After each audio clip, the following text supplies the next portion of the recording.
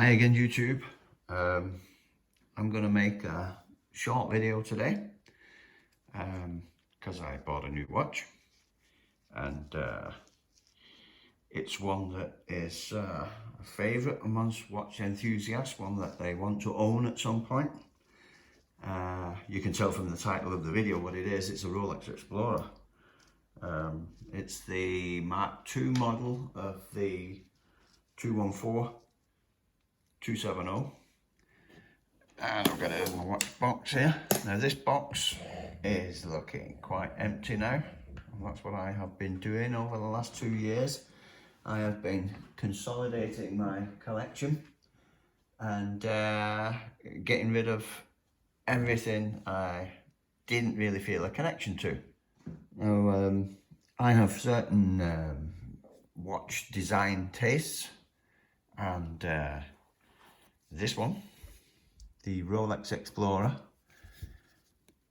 is pretty much the epitome of what I really like with a modern watch. But what I thought I'd do today is I'd show you some size comparisons with two very popular watches. One is slightly in the more expensive bracket. This is the Tudor Black Bay 36. And here we have the Seiko SKX 007 that has just been modded slightly to give it a similar look. You can see steel bracelet, steel bezel, black face, loomed. And that's the kind of look I really like. But I have now had the Rolex Explorer for about 4 days, and it cost a ridiculous amount of money, but I love it, of course. It's everything I've been wanting for quite some time, and yeah, I'm a user of Reddit. The questions that pop up about this watch are, oh, is it too big? Did the jump from the 36mm to the 39 ruin the overall aesthetic of the watch? Will it fit me? So I'm hoping this video will set your mind at ease. We'll start off with the Tudor Black Bay. This is a very, very popular watch, and I think one of the reasons this is so popular, and it's simply because it looks a hell of a lot like the Rolex Explorer. It's got the same look, the same feel. It's almost from the same company, you know, the relationship of Tudor and Rolex. The original Rolex Explorer was a 36. This is a 36. That used to be the classic size for men's wristwatches until the oversized trend took over. But anyway, let's take a look at this one. This is the Black Bay 36 on a 6.7 inch wrist, or 17 centimeters.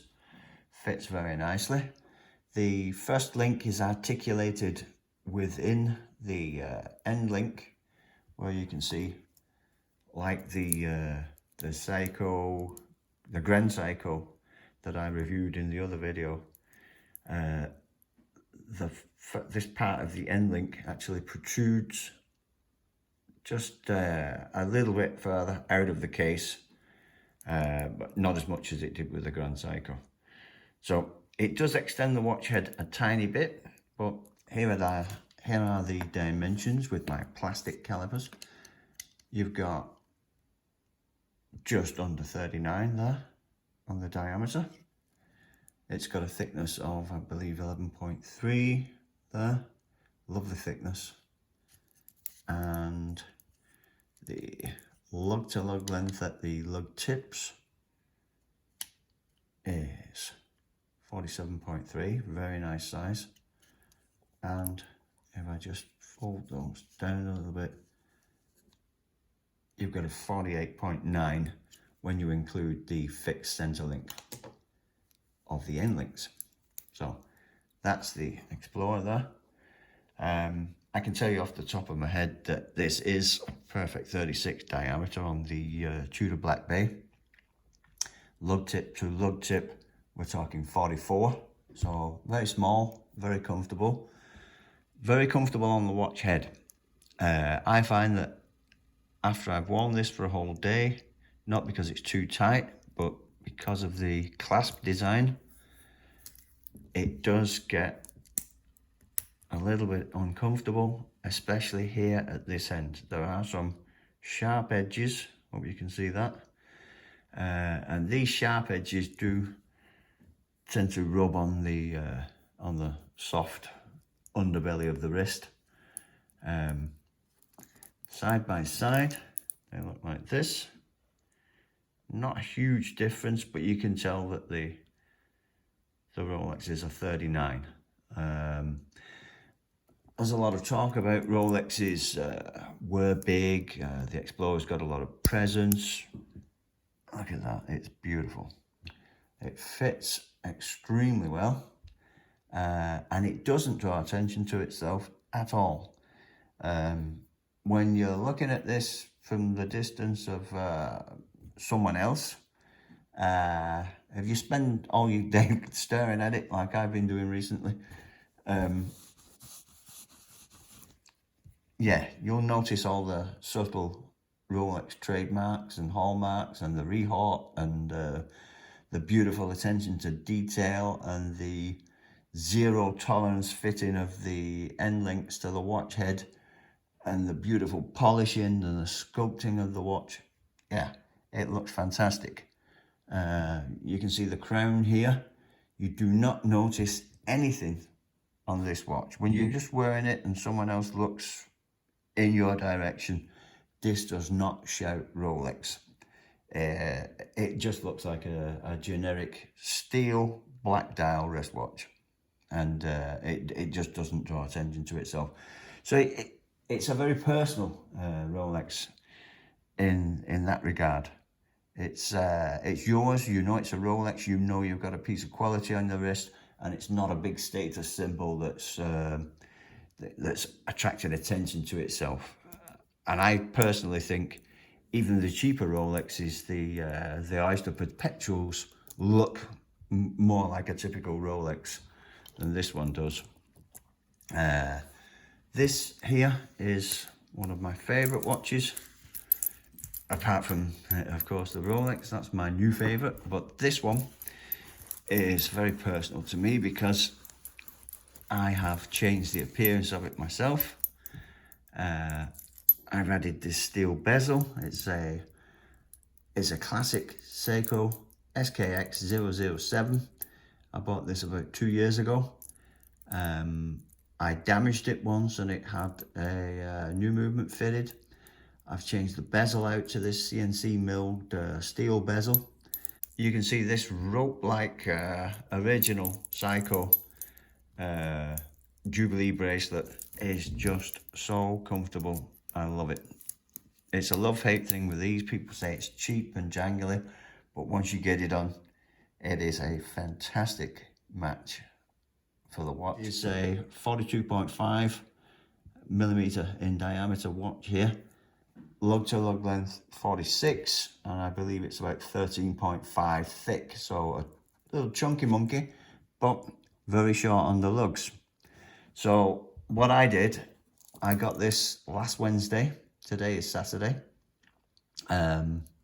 Very fortunate to be able to finally afford it without getting into debt or breaking the bank. It's a one-off for me. There won't be any more purchases in this price category. This is it.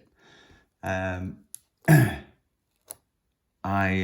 wore this one for all over Christmas for about 6 weeks, and then when I went into the Rolex dealership and bought this one, it was the first time I've had this 39mm size on my wrist. I've had the smaller one on before, the older 36, but it's the first time I've had this on after wearing this for approximately 6 weeks, and this one felt quite small and insignificant really, so it was an underwhelming experience to actually get it in my hands.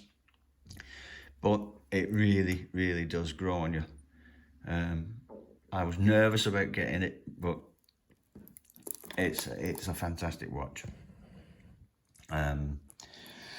That means that this one will probably have to go now, because I bought this as a Rolex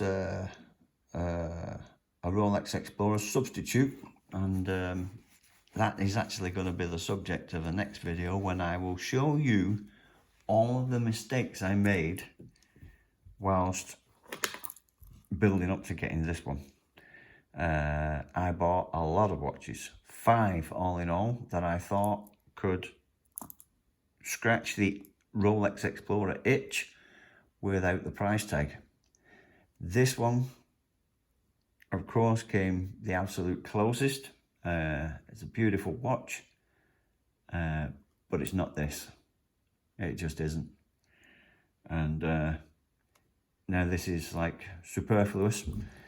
This one I'm always going to keep. I'm never going to sell this. After the repairs that were done and a regulation, this one is running as well as this one. These two are running at plus 1.5 seconds per day. And to get that out of a 7S26 movement in a what, $400 Seiko, I think that's about how much it's cost me, including the modifications and getting the bracelet aftermarket. So that's what I wanted to share with you today. That is how a 39mm Rolex Explorer fits. A little bit more presence than the Tudor, not quite as much as the Seiko. Beautiful watch, beautifully made, fits perfect.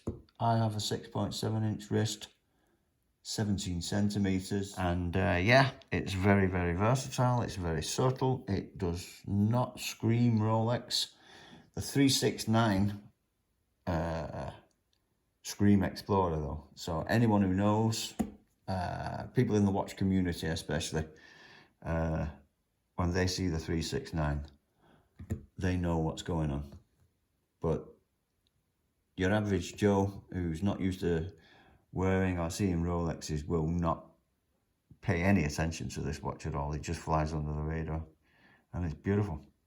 So that's it from me. Thank you. And I will be posting another video soon about my experiences in looking at this watch for the last 2 years, saving up for it, the money I lost because of purchases I made, and I'll show you all 5 watches that tried but no cigar. Thanks for now.